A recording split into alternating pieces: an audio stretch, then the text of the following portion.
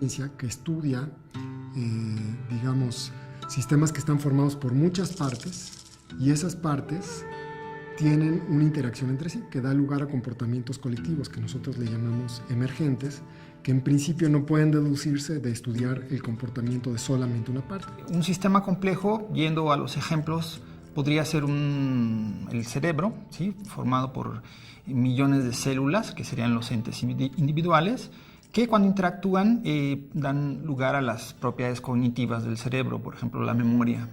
Otro sistema complejo muy familiar a nosotros son las hormigas, que es una colección nuevamente de muchos individuos que interactúan y esa interacción les hace tener patrones de conducta globales. En un sistema complejo es muy importante entender que ninguna de las propiedades de ese sistema están en los individuos. En pocas palabras, una característica de los sistemas complejos es que el todo es diferente a la suma de sus partes, lo podemos ver de esa manera.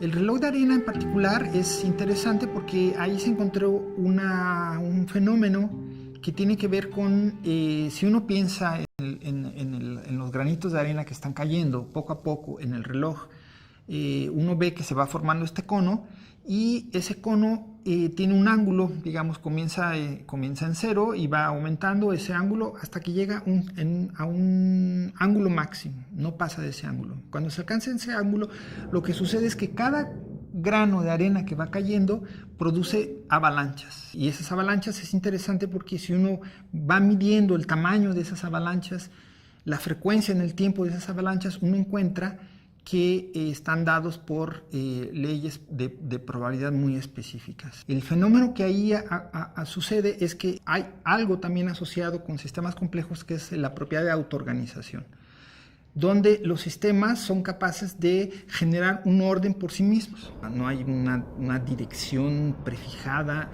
sino que ocurre de manera espontánea y a eso se le llama autoorganizado.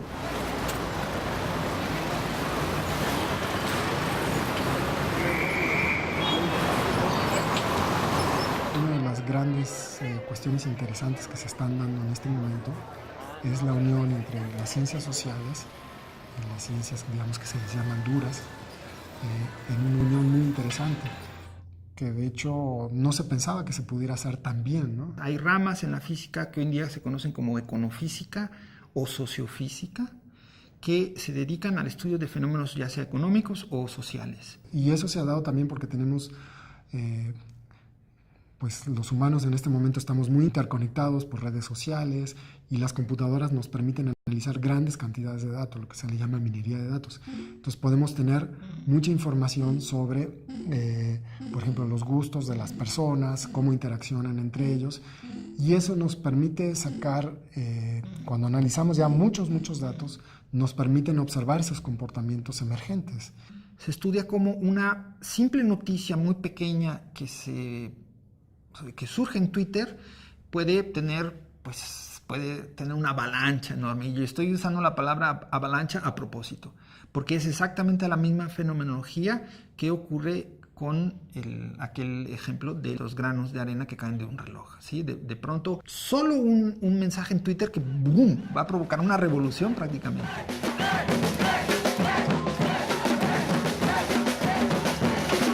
Las revoluciones sociales son fenómenos emergentes, ¿sí? Fenómenos muy puntuales, muy únicos históricamente, que requieren de la participación autoorganizada de muchas personas, ¿sí? Yo creo que el conocimiento de los sistemas complejos, en particular de cómo funcionan las sociedades, cómo funciona el arte, tiene, como todas estas cuestiones, un lado positivo, un lado negativo. El lado positivo es que nos podría ayudar a entender mejor cómo hacer una sociedad mejor, cómo mejorar la interacción entre los humanos, pero tiene el lado negativo de que ese conocimiento puede usarse para manipular a la sociedad.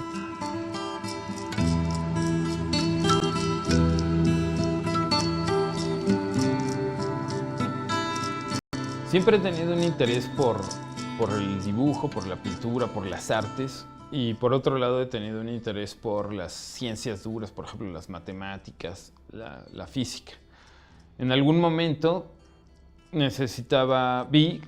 sentí la necesidad de integrar ambas disciplinas en un solo proyecto, porque de repente estaba tratando de solo estudiar física y me agotaba y ya me iba a pintar, ¿no?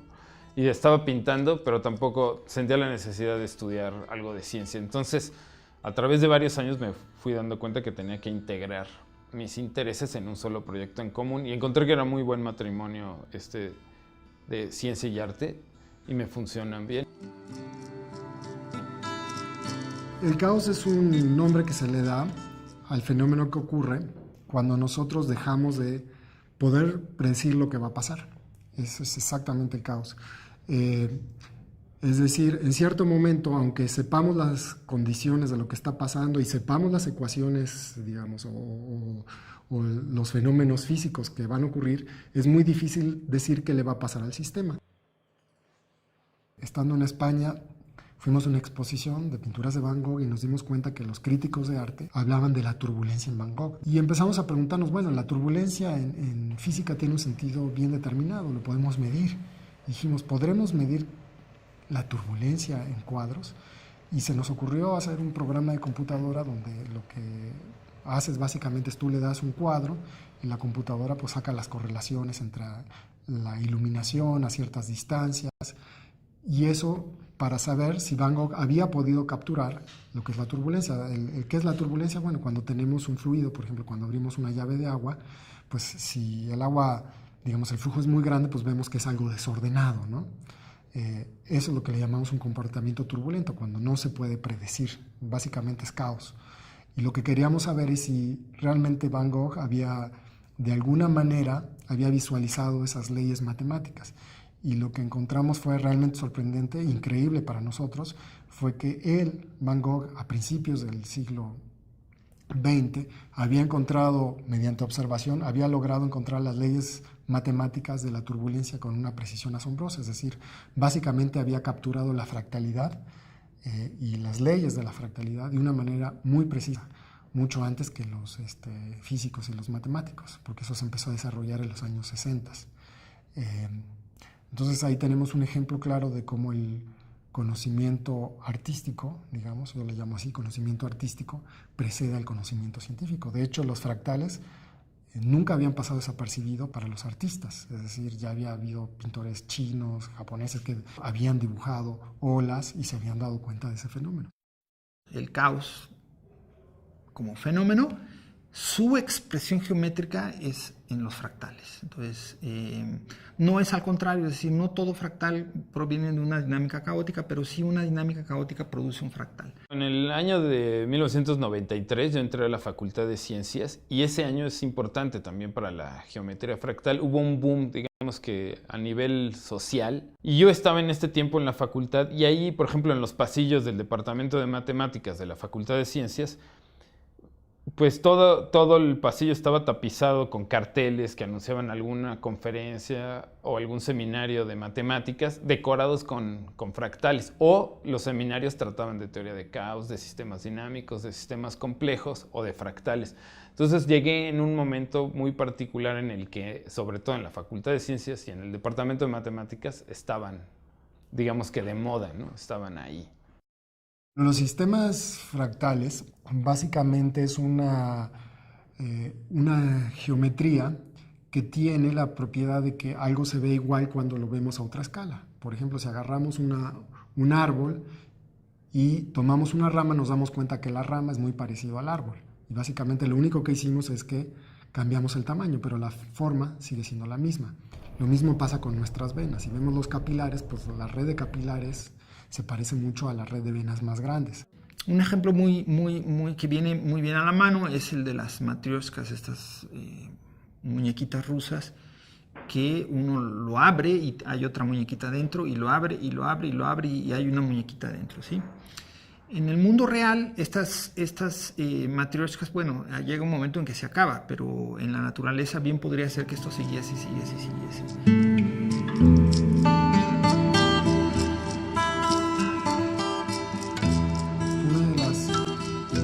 Grandes descubrimientos, digamos, que se dieron a fines del siglo XX, es que esta fractalidad ocurre justamente cuando tenemos un sistema complejo. Durante un lapso, digamos, de 10 años, he estado explorando ecuaciones que me generen mapeos que cada vez se acerquen más, por ejemplo, al paisaje. Y hacerlas de un formato mayor con una muy buena resolución. Mandarlas a imprimir en un proceso fotográfico o en un proceso digital como inyección de tinta o láser. Y después estas intervenirlas a través de acrílico o cualquier otra técnica como óleo.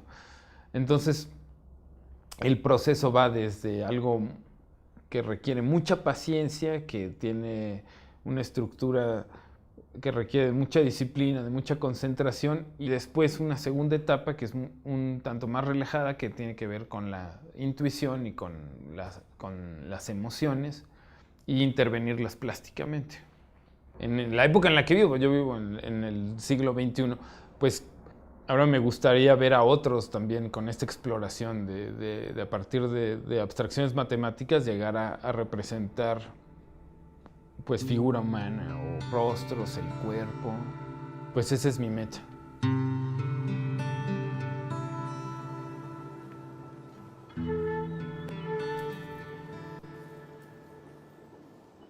Siempre me gustó mucho, o sea, fui muy humanista y artístico, entonces como que no quería cerrarme solamente a lo cuadrado de la física, de calcular cosas, sino que más bien los aspectos más generales. Tanto la ciencia como el arte nacieron de la curiosidad que tenía el hombre sobre la naturaleza, ¿no? Son distintas formas de verlo, pero es lo mismo. O sea, entonces, en cierta forma, el arte surge como una imitación a la naturaleza, la ciencia trata de explicarla, entonces es inevitable que se entrelacen. Siempre se consideró a la música como la más abstracta de las artes. La pintura, por lo menos antes de la fotografía, la pintura era realista, ¿no? Porque trataban de capturar, no había manera de capturar el momento o la realidad más que pintándola. O la danza, que imita, las danzas primitivas, pues imitan los comportamientos de los animales, o las obras de teatro que imitan, digamos, el mundo de las interacciones humanas. Sin embargo, la música parecía como que era algo aparte, ¿no?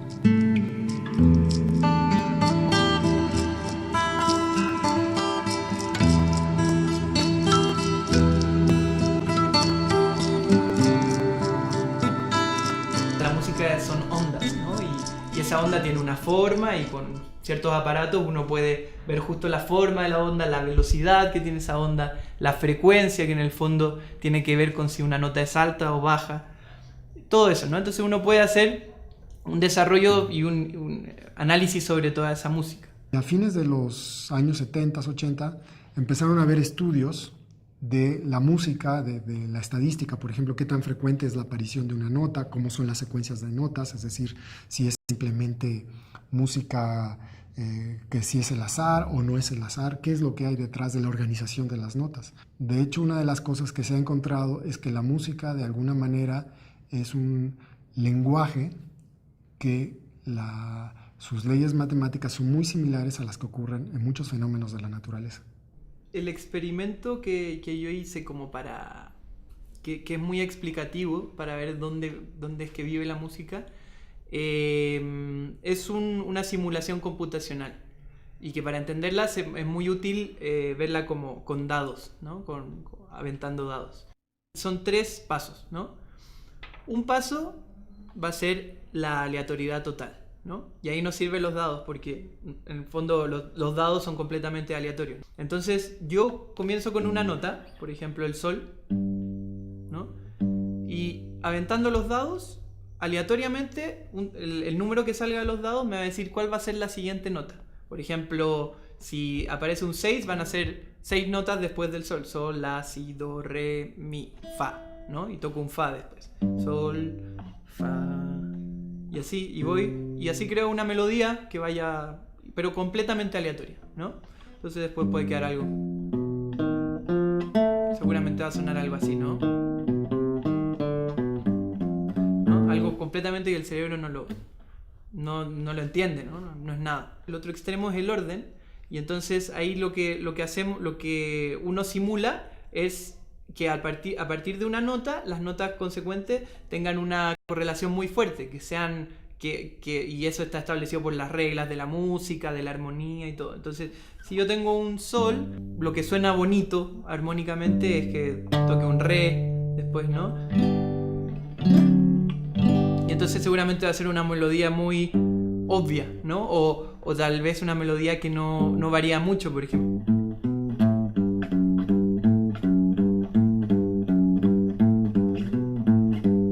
Algo así, ¿no? Algo muy poco variable y predecible. Y entonces esa es la segunda melodía que podemos hacer computacionalmente. Y luego en el punto medio, donde justo está la música, que podríamos verlo de esa forma, es algo que no es ni tan predecible ni tan aleatorio, ¿no? O sea, yo puede que cuando toque música y toque alguna canción popular o cualquier cosa, sí haga sucesiones de notas que son obvias, pero cada cierto tiempo también hago saltos, ¿no? Saltos impredecibles que le dan esa tensión o esa dinámica a la música. Podría ser...